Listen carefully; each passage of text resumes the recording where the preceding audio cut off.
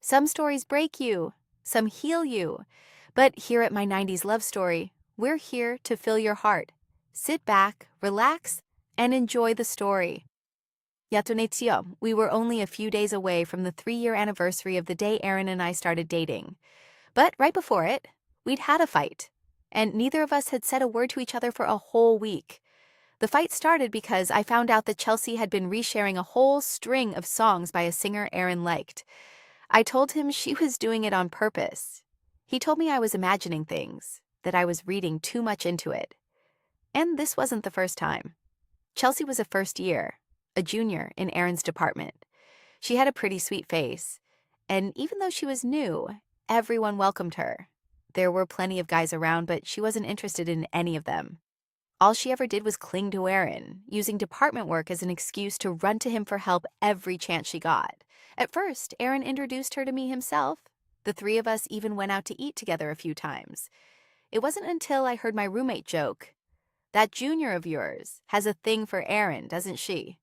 Following you two around like a shadow every single day," that I started paying attention. After watching for a few days, it hit me that Chelsea probably did like Aaron. I told Aaron about it, but he said I was making things up. He didn't believe me because to him, Chelsea was just a little sister. He even said she already had someone she liked and told me to stop talking nonsense. I asked him how he knew. He said Chelsea had told him so herself. I wasn't sweet-talked out of it. If anything, I started keeping my distance from her and stopped letting her tag along with us. Aaron was exasperated. He asked me when I'd turned into such a petty, small-minded person. This time was no different. I told him, angry, that maybe we both needed to cool off for a while. It was our 3rd year together, and it was the first time I'd ever spoken harshly to him. I thought he might do something, put up some kind of fight. Instead, he just looked at me, tired, and said, "Fine." He gave in so easily it made me suspicious. All those days, I kept turning it over in my head, wondering if I really was blowing something small out of proportion. So I went and asked my roommate what she thought. She said, "That singer's really famous. Liking him is normal." I was already miserable enough being in a cold war with Aaron. My roommate's words felt like a shot of courage.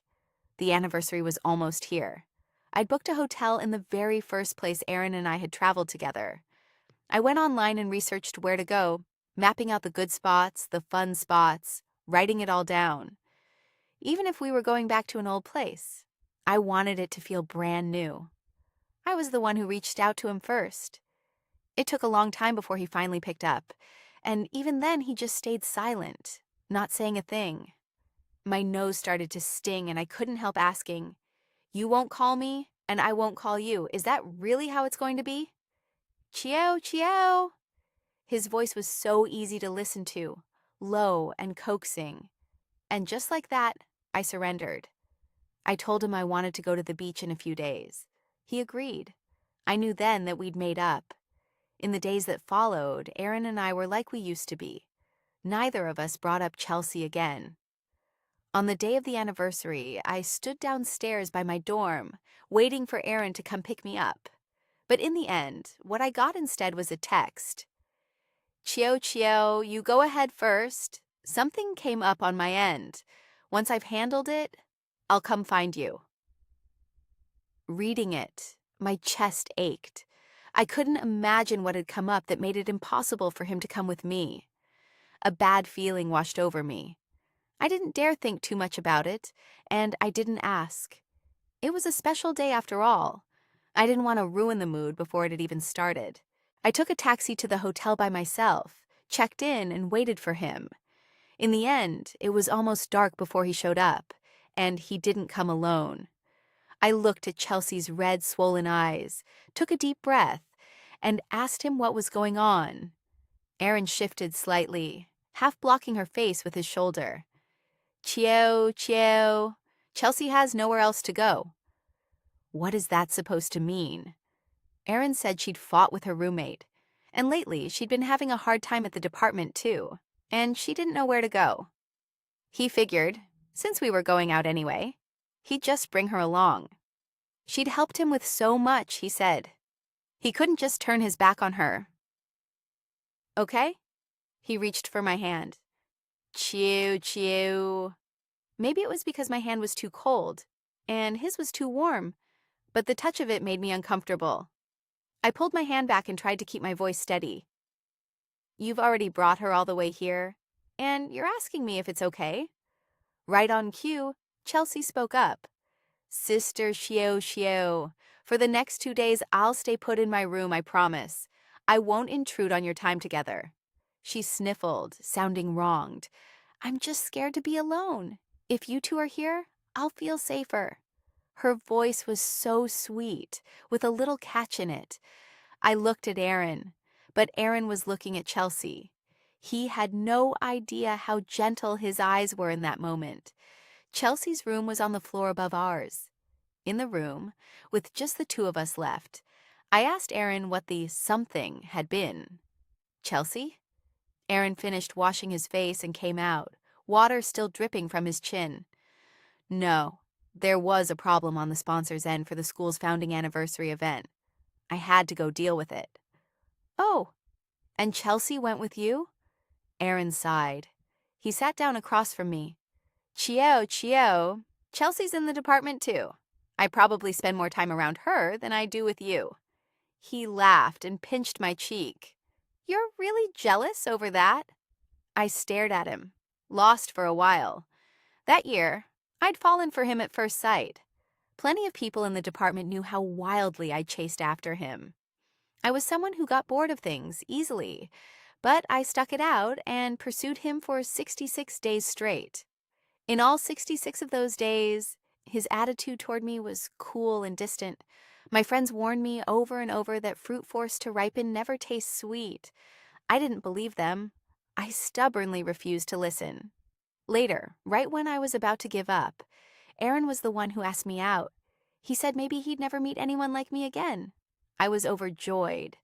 So all my effort hadn't been for nothing after all. After we got together, Aaron was so good to me. Our first trip together was one he'd planned.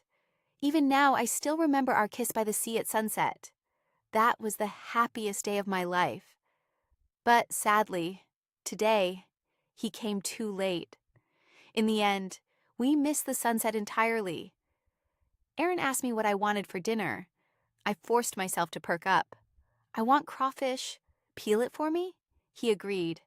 I'll peel it for you. Chelsea did exactly what she'd said she would. After going back to her room, she didn't show her face in front of us again.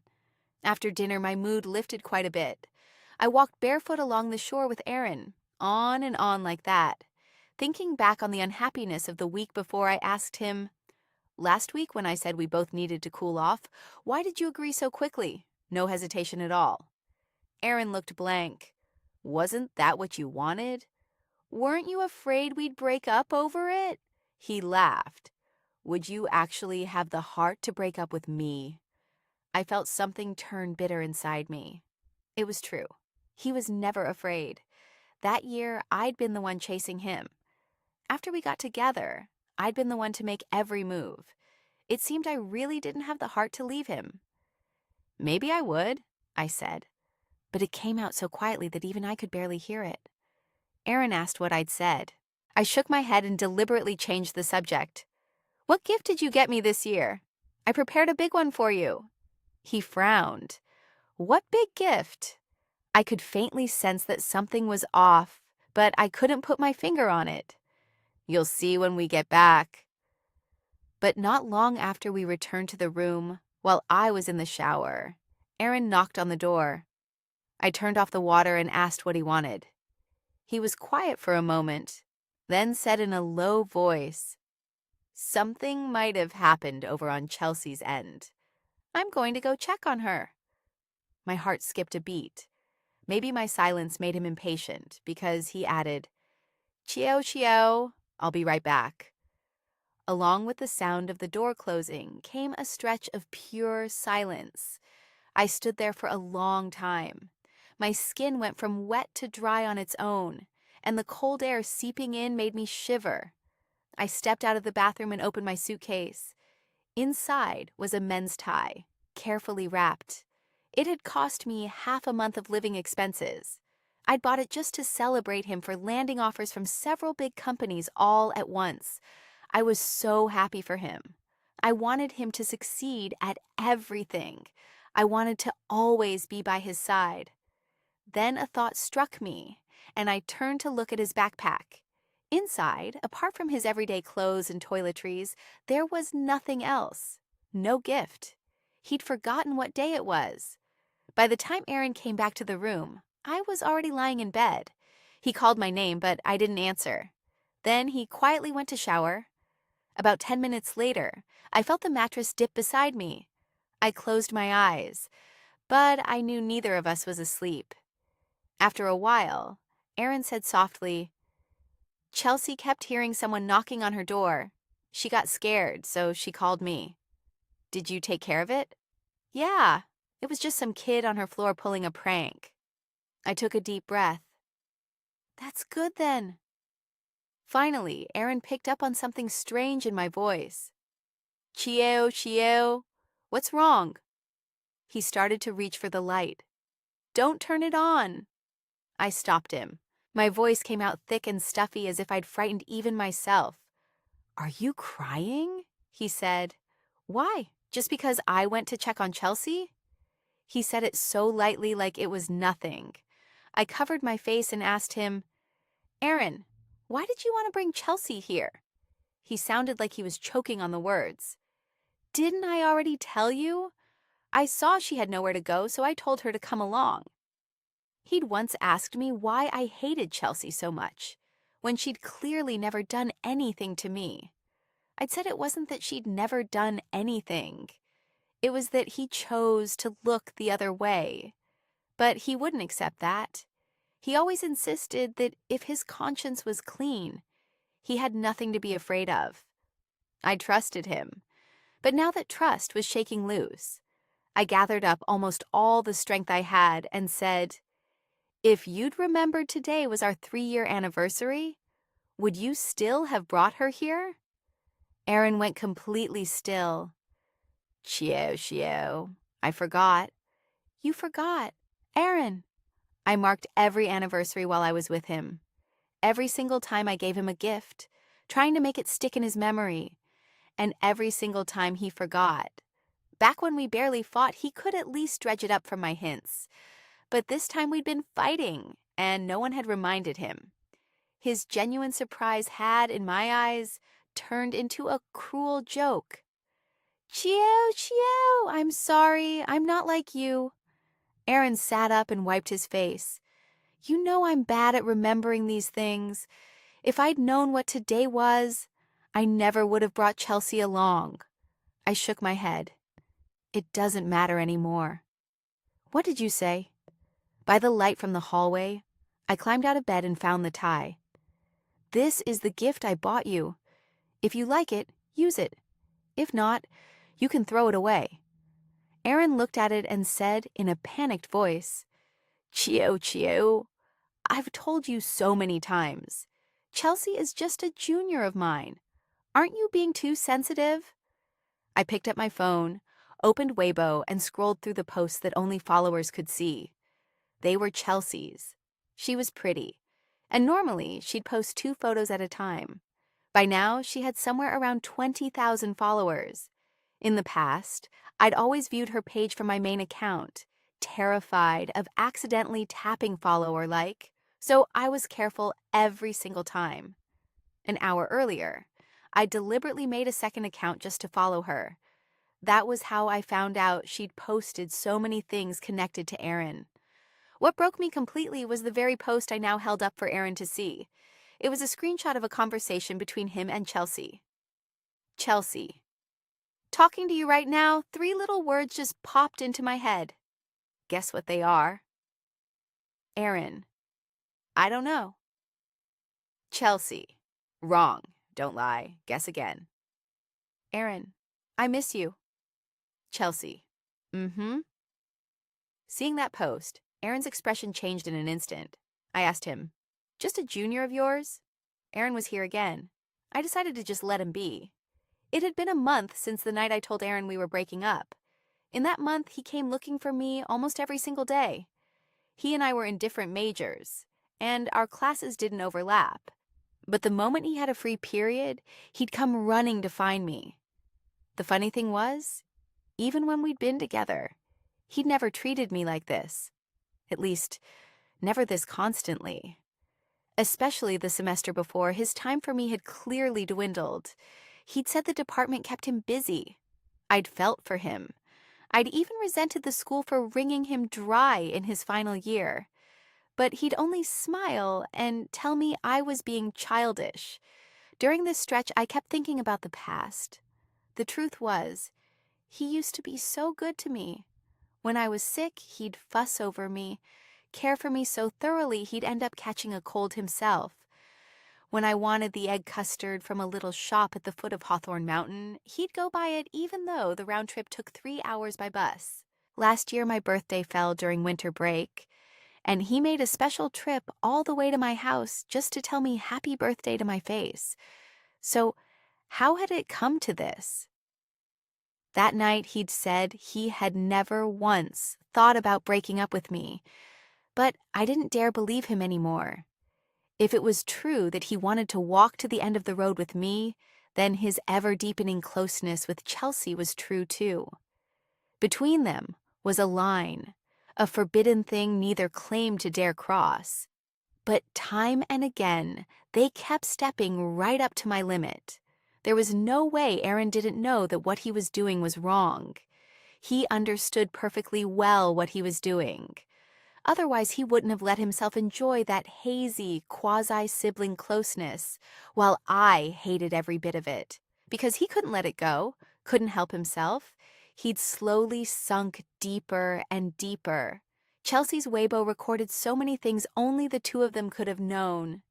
It turned out that while Aaron and I were fighting, he and Chelsea had been sharing all sorts of little moments like that. It turned out that on her birthday, he'd gone to a karaoke place in town with her and sung for hours. It turned out that even after I made it clear I didn't want Chelsea wedging her way into our lives, the two of them still went out to eat. Just the two of them, all the time. Now, all it took was remembering that the sour fish soup I loved at a certain restaurant was something Chelsea had recommended to Aaron, and my chest went tight with hurt. I'd given up so much for him. He was the first person I'd ever truly loved. Telling me to just walk away from this relationship right now, this instant, I honestly couldn't do it. Apart from my best friend, who was far away, everyone around me kept advising me to make up with him, because they thought his eagerness to reconcile these past weeks was sincere enough. Word was he'd quit his department job and blocked every one of Chelsea's contacts. Even my roommate said he'd drawn a clear line with her. If I still couldn't let it go, then why not give him another chance? I told them, not being able to let go, that I could work through slowly. But he and I were already past the point of return. He'd crossed the line. An affair of the heart hurt me even more than an affair of the body would have. I ignored Aaron trailing behind me. I didn't even go to the dining hall, just went straight back to the dorm. Not long after, my roommate came up carrying a big bag of food. "Aaron bought this for you." I shook my head. "You eat it." My roommate sighed and didn't try to talk me around this time. Maybe she just couldn't understand this stubborn streak of mine. They all kept saying Aaron had done more than enough. So why was I still being so unyielding? Lying in bed, I couldn't stop myself from opening Chelsea's Weibo again. It was empty. There was nothing there. But in her bio, she'd written a single line: "A clear conscience needs no defending." In the blink of an eye, half a month passed. Exams ended, and the school let out for break. Normally, at a time like this, Aaron and I would catch a bus home together. He and I were both from the same city, and so was Chelsea. Back in the day, she'd used the whole "we're from the same hometown" angle to get close to him. After I bought my ticket, I couldn't help wondering whether Aaron would end up going home with Chelsea. The answer was no, because that day, I saw him at the station. He was waiting for me. The whole way there, I ignored him. But once we boarded, he stowed my luggage for me. I just looked at him. Beyond that, there was nothing. The trip took 3 hours in all, and Aaron and I didn't even sit in the same car. When we arrived, I melted into the crowd heading out. But somehow, he still found me. I don't know how he managed it. Maybe he'd been waiting the whole time in the same car I was in, and I just hadn't seen him. But none of that mattered now. I hadn't asked my family to come get me. While I was waiting for a car by the roadside, Aaron finally spoke. Chio, let me take you home. It's freezing out. I was so cold my nose stung. I said flatly that I didn't need him to. But when I reached the gate of my apartment complex, I still saw the taxi that had followed me the entire way. My best friend had known about Aaron and me for a long time. The moment she heard I was back home, she rushed over. Seeing my mood was low, she asked if I wanted to go out and have some fun, maybe meet a few new people. I wasn't in the mood. She quickly pulled out her phone and started showing me profiles of a few guys. Frowning, I flipped through a couple of them, then suddenly stopped. "Who's this?" She saw and laughed, saying my taste hadn't changed a bit. "He's a friend of a friend named Weston. We went to the same party once, so we added each other on WeChat. But I've never actually talked to him. Seems like he's pretty cold." I stared at his photo for a long moment, but it wasn't because my taste hadn't changed. In my eyes, Weston and Aaron were nothing alike. The reason he caught my attention was that, a long time ago, I'd seen a photo of him on Chelsea's Weibo, a shot of his profile while he was singing. She'd written underneath it, "I hope you'll always be happy." If I wasn't mistaken, Weston was the very person Chelsea claimed to have feelings for. That night, my best friend gave me Weston's WeChat and said he'd agreed to it. I raised an eyebrow and sent the friend request. About 10 minutes later, he accepted, but he didn't say anything. After thinking it over, I decided I should be the one to make the first move. So, I messaged him. "I'm Josephine Carter." This time he replied fast. "I know." "Aren't you curious why I added you?" I said. "Why?" "Do you know Chelsea?" "I do." His calm, matter-of-fact answer put me a little at ease. After thinking for a good while, I typed, "Are the two of you dating?" "No, I'm not close with her." I stared at those words, hesitating over whether to keep going. After all, Weston was an outsider to all this. I really shouldn't drag him down into the mud with me. But the second the thought of backing off surfaced, that line from Chelsea's bio rose up clear as day in front of me. A clear conscience needs no defending. Even after everything, she still wanted to keep herself looking spotless and pure. I couldn't stomach it. She knew Aaron didn't have a Weibo, so she flaunted the whole thing about them out in the open for everyone to see, right down to using his photo. I don't believe it never once occurred to her that I might see it too. But she did it anyway, plain as day, like she was showing off. Every time I thought about her whitewashing herself in front of Aaron, I couldn't breathe. For days, I'd been dreaming of the two of them tangled together, pulling and clinging, dreaming that they'd been forced apart, dreaming that I was the one who'd blown everything out of proportion. Maybe because I'd gone so long without replying, Weston sent another message. "What's wrong?" I answered, "Can you help me with something?" He wasn't in the city those days. He'd gone to a neighboring city to meet friends and talk business, so we couldn't meet in person to lay it all out clearly. I could only describe it to him word by word. Maybe it was because we were talking through the phone, but I suddenly wanted to unburden myself a little. And he really was a wonderful listener. At first, I didn't come out with it directly.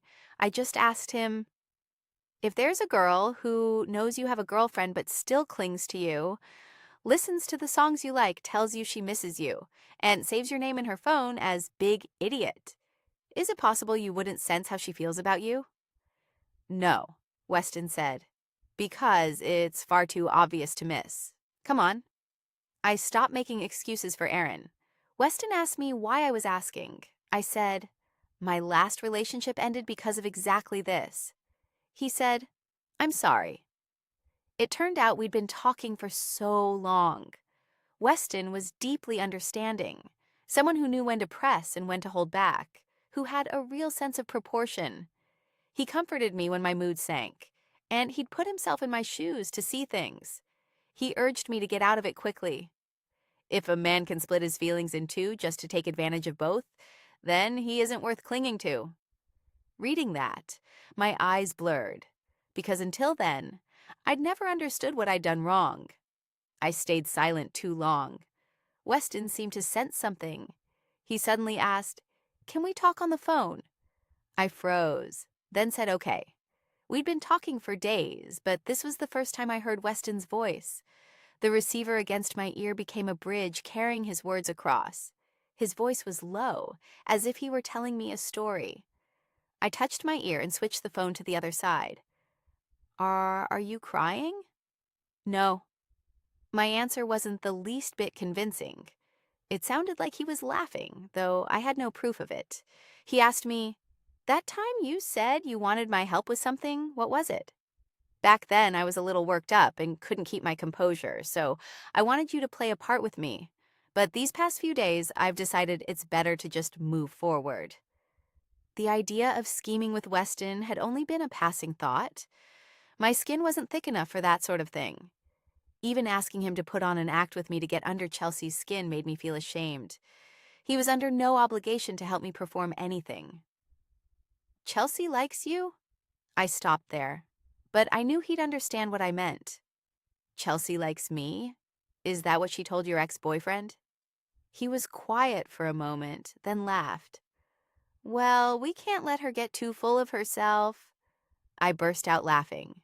He laughed along with me. "Josephine Carter." Everyone just called me Xiao Xiao. Honestly, not many people use my full name. Usually it was only lecturers or strangers, but with Weston it was different. I couldn't name what the difference was. I just quietly switched the phone to my other hand. Go on." "Next week is my friend's birthday. If nothing changes, Chelsea will be there too." He said slowly, "Josephine Carter, would you like to come with me?" After we hung up, I stood out on the balcony, taking in the cold wind. When I came back inside, I got a text from Aaron.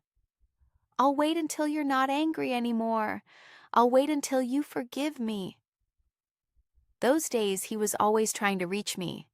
I'd block one number, and he'd switch to another. It wasn't until a few days earlier, when I unblocked him, that I saw just how many messages he'd sent, trying to hold on to me. I didn't reply, but he kept sending apologies, layered over all our old memories. I could picture the exact look on his face as he spoke, just from the words. But it also made me feel the distance between us, the kind that could never be erased. After thinking for a while, right before bed, I finally answered him. "We can't go back to the way we were." Then I blocked him again. I was calmer than I'd have thought possible. Saturday, Weston's friend's birthday. He and I agreed to meet at a tea shop first. It turned out Weston wasn't very photogenic. In person, he was far better looking than in his pictures. When we saw each other, we both froze, because without planning it, we'd both worn all black, right down to matching white hoodies underneath. Anyone who didn't know better would think we'd coordinated on purpose. I asked him, "Did I ever mention I'd dress like this?" He laughed. "I was about to ask you the same thing." What a coincidence. The truth was, the coincidences didn't stop there. In all the time we'd spent talking, we hadn't only talked about me, but about him too. I realized how many topics we had in common. Books, movies, even little habits. Like how, when I set an alarm, I don't like setting it on the exact minute. I always avoid numbers ending in 0 or 5. To this day, Aaron never could wrap his head around that quirk. But wouldn't you know it? Weston was exactly the same. God only knows how startled I was. Weston was tall and had a real sense of style. We'd barely sat down and exchanged a few words before I noticed people at other tables kept glancing over at us. He was probably so used to that kind of stare that it didn't faze him. I asked him why he wanted to help me. "Doesn't Chelsea know you too? What if you told her that she's your friend's ex-girlfriend? I was caught off guard. And she still liked you? He wasn't the type to badmouth people behind their backs. He only shook his head. A lot of the time, men aren't as blindly clueless as you think. When someone wants to see clearly, they see clearer than anyone. The corner of my mouth twitched. Better keep my guard up around him. At the tea shop, Weston asked all sorts of questions about me, because he was playing the role of the man pursuing me. I'm chasing you, but you haven't said yes yet. Tonight, don't blow our cover. And if I do? It was my first time doing something like this, so I was a little on edge. Weston walked ahead and pushed open the glass door of the restaurant. He turned back to look at me, almost without thinking, and smiled. That's just because I'm not charming enough yet to have won Josephine Carter over. He could easily have said won you over. But why did it have to be won Josephine Carter over? The afternoon sun fell across him. He said it half in jest, half in earnest. Looking at the light on his face, I went blank. It seemed like it had been ages since anyone but Aaron had caught my eye. Only now did I understand that no one is truly one of a kind. The only reason Aaron had ever seemed so special was that I'd loved him. I went to the karaoke place with Weston.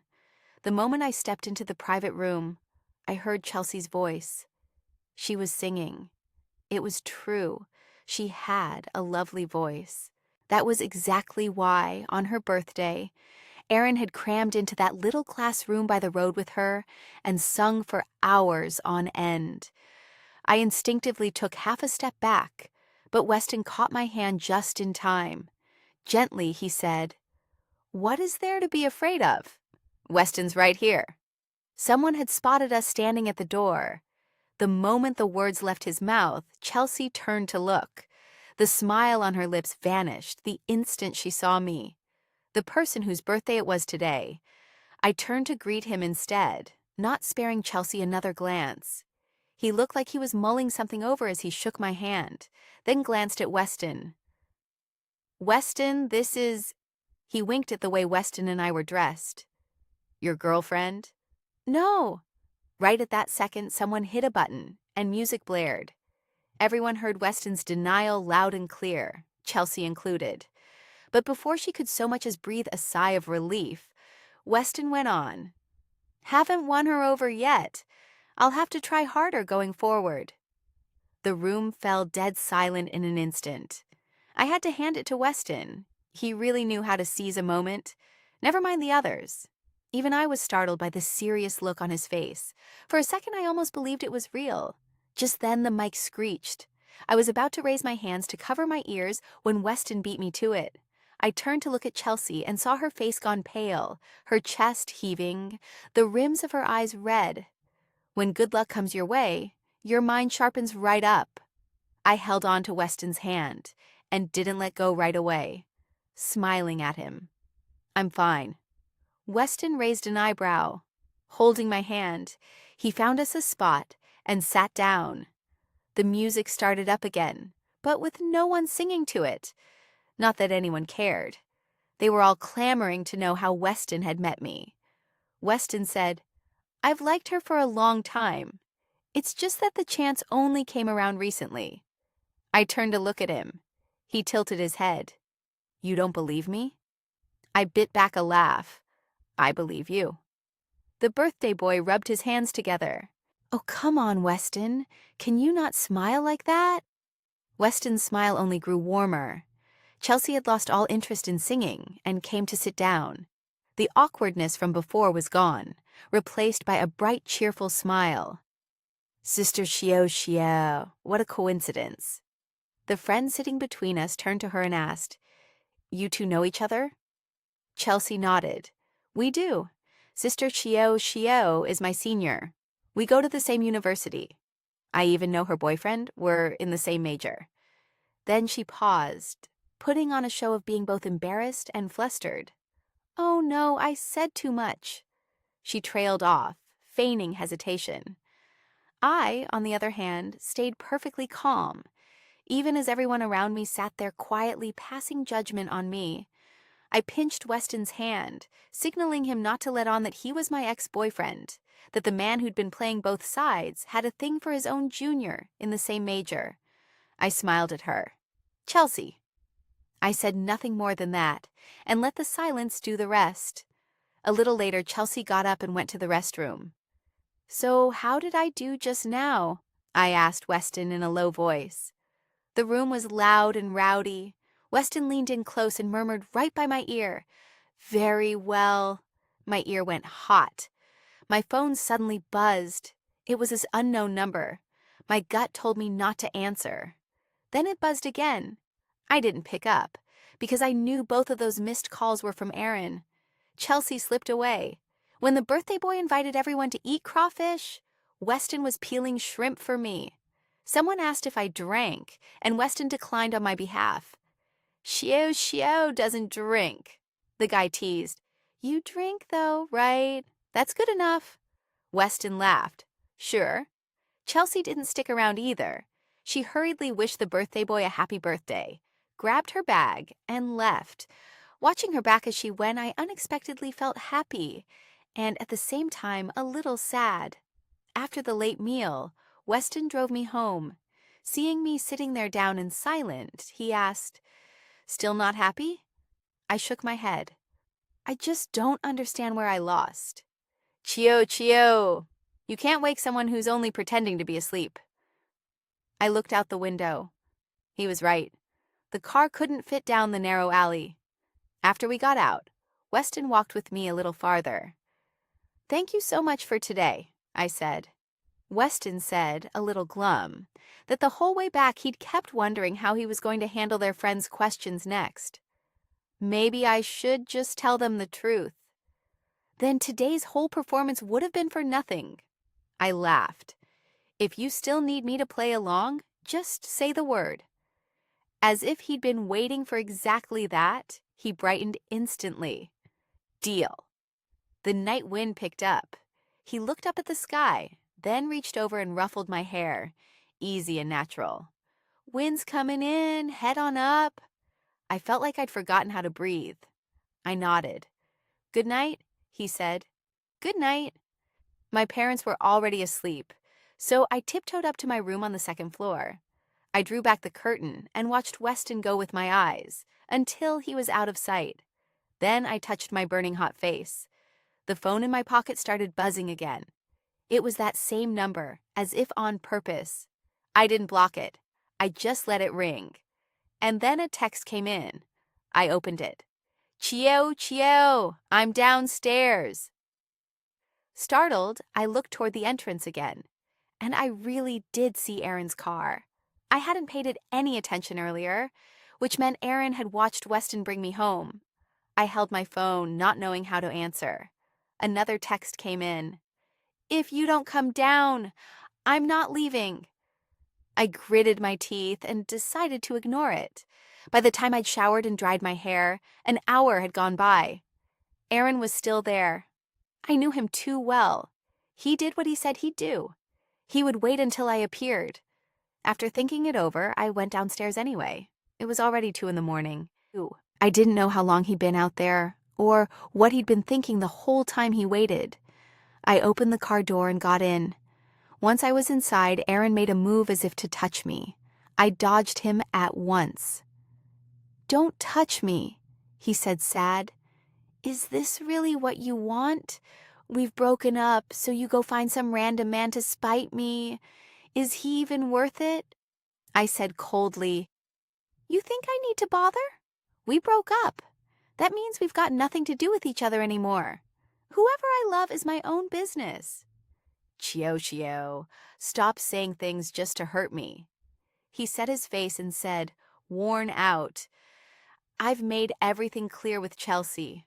Her situation was that I didn't handle it properly. It won't be like that again. His voice grew hoarser. Chio, I really do know I was wrong. For these 2 months you've ignored me, and I haven't been okay for a single second. Come back to me, okay? Let's start over. He'd said I don't even know how many apologies to me. Sorry, I won't do it again. I know I was wrong. I remember every one of those apologies clearly. But there was one time I answered too late. I shut my eyes, fighting to keep the tears from falling. I told you so many times before that I really didn't like you and Chelsea being close. Every time I noticed something off about her, I didn't come running to fight with you right away, because I was afraid I'd say something ugly in the heat of the moment. But what about you? You told me I was making a mountain out of a molehill. And you did say you'd keep your distance, that you wouldn't leave me feeling unsafe. But did you actually do it, Aaron? Look at what all this has beaten me down into. You made me feel like I wasn't good enough. Otherwise, why would you always go looking for warmth from someone else? More and more insecure, I finally broke down crying. The semester before, he'd been working for his lecturer under enormous pressure. I hadn't dared to bother him. I'd offered to bring him food on Saturday, but he told me not to. It was only from a follower-only post on Chelsea's Weibo that I learned he and she had gone to eat sour fish soup together that very day. Seeing me cry, Aaron panicked and tried to wipe my tears, only for me to duck away and swipe at them myself, rough enough that my eyelids ached. He said, "I know nothing I say now will do any good, but I'm not out there looking for warmth from other people. To me, you're the most important one. You know that." "Yes, I know. So where did you go wrong?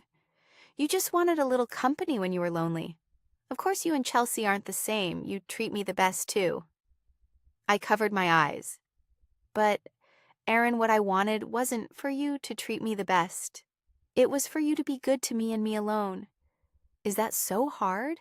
Not giving your heart to anyone else, is that really so hard?" Aaron's eyes went red. Chio, I'm sorry." I took a deep breath. "Aaron, your love is too cheap. I don't want it." Maybe it was because I'd gone out the night before dressed too lightly and cried my eyes out, but the next day my head was pounding like it might split open, and my whole body was drained. No one was home. Everyone had gone out. I took some cold medicine and was about to lie down for a nap when Weston called. I picked up and he could hear something was off. "Are you sick?" "Probably," I answered weakly. "Have you taken medicine?" "Yeah." "What about food?"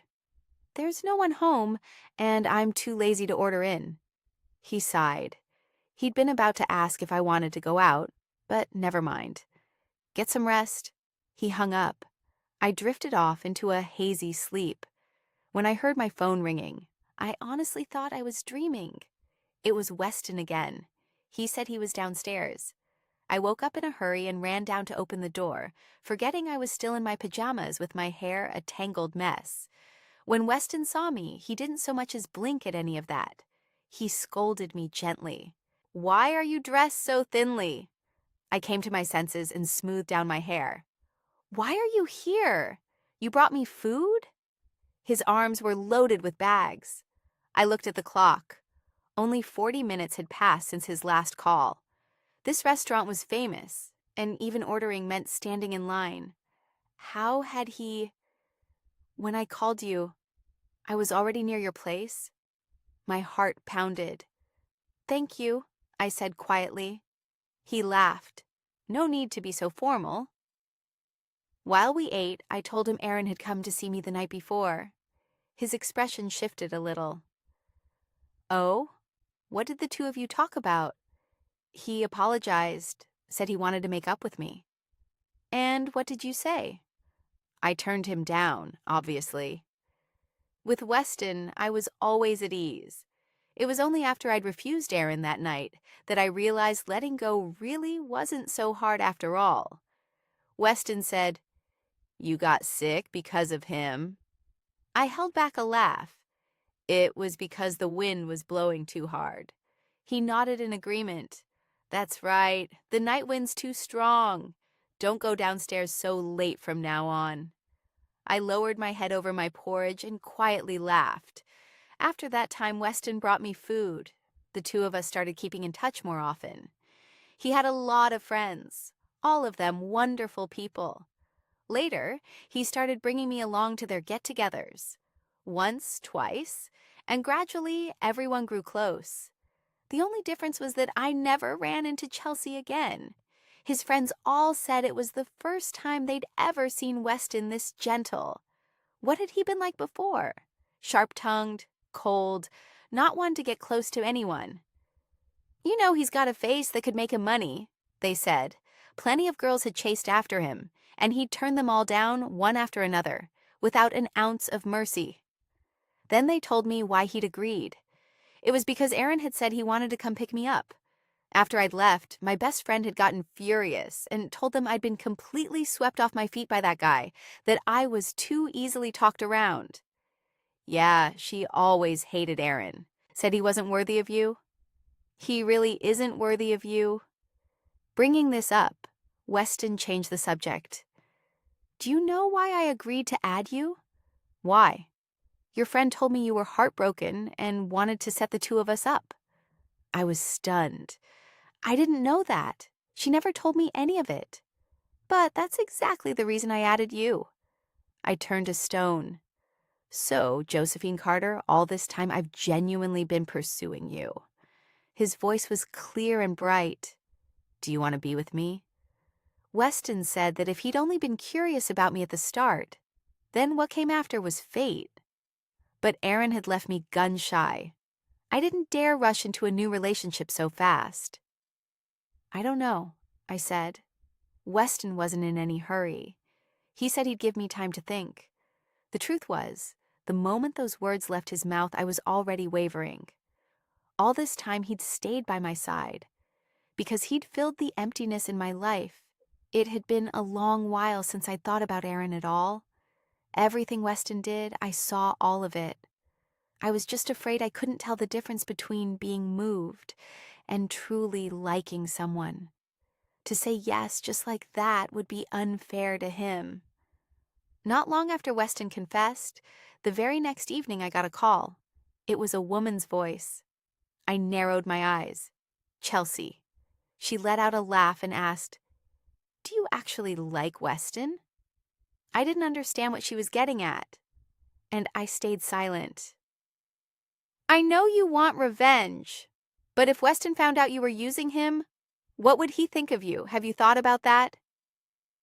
I didn't understand why Chelsea would use this to threaten me, but in my eyes, it was childish and laughable all at once. I threw the question right back at her.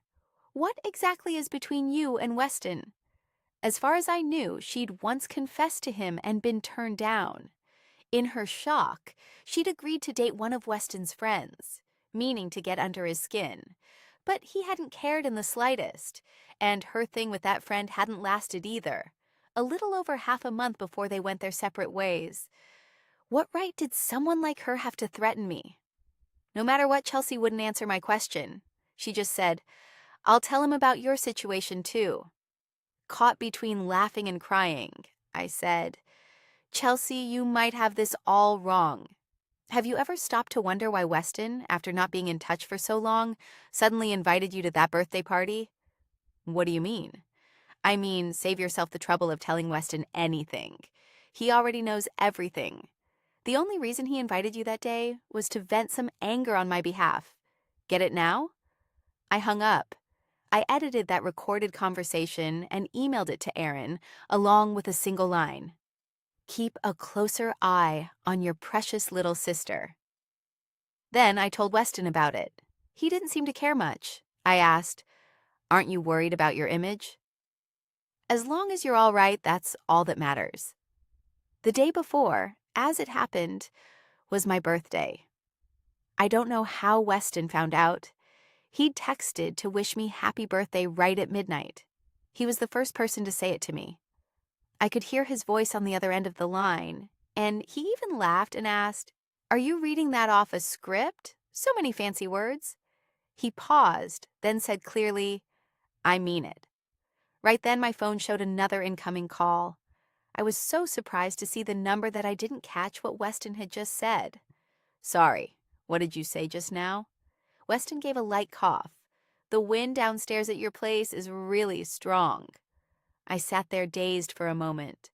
I didn't even go to the window to check. I just threw on a coat and ran downstairs.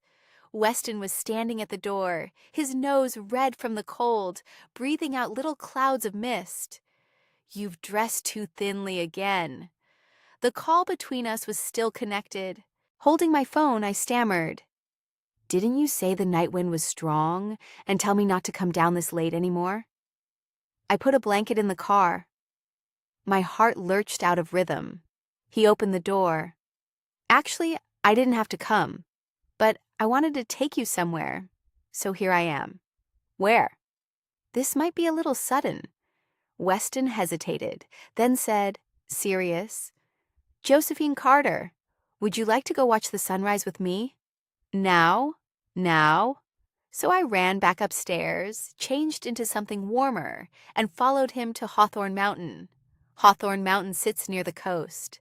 The car rolled up the mountainside and stopped at a rest station. It was 2:30 in the morning. The tour guide was still getting set up. We were the first ones there, wanting to climb to the summit to watch the sunrise. From the rest station, it was at least a 2-hour hike. Weston asked if I was cold. He carried a big bag with a blanket tucked inside it. I shook my head. "Is it heavy?" "It's fine." The guide lit a cigarette and asked us, "You two just started dating?" I said nothing. Weston answered for me. "Yes." He smiled, radiant. He was holding my hand, and I forgot to deny it, because it was New Year's Eve the next day. The climbers, not counting the guide, came to 8 people in all. Besides Weston and me, the rest were all couples. They'd made the trip out here specially, booking hotels at the foot of the mountain. We climbed together. The mountain path was rugged and rough going. When I was worn out and gasping for breath, Weston stayed right beside me the whole way. That grueling stretch of road. In the end, I gritted it out. I knew why Weston had brought me to watch the sunrise. It was my wish. I'd once told him I wanted to watch the sunrise and the sunset with someone I loved, but sadly, I'd always missed my chance. He said, "There's nothing in this world too hard to do. It only takes someone willing. And today, I want to be that willing someone." When we finally reached the summit, the sea far off shimmered with ripples. The cold wind chased away my exhaustion. Gazing into the distance, it felt like I could see everything there was to see. We were lucky. There were few clouds today. A truly beautiful day. Tiring, but worth it. Panting, I found a flat patch of ground and sat down next to Weston. He draped the blanket over me.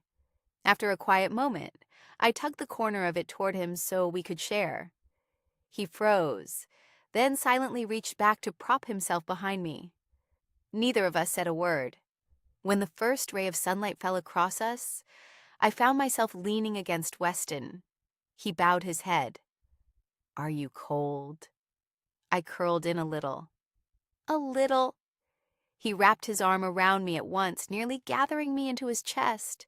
The sun slowly hauled itself up into the sky. I took out my phone and, on purpose, snapped a photo. In the frame was Weston's profile. After thinking for a moment, I posted it to my page. The wish came true. Just then, Aaron called. It seemed he hadn't slept all night. Even through the phone, I could still smell the alcohol on him. His voice slurred.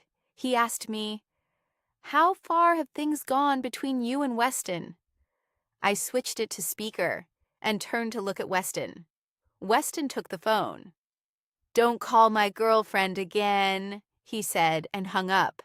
I laughed. "Aren't you being childish? Was what I just said wrong?" I looked at the sun far off in the distance and shook my head. No. Thank you all for listening.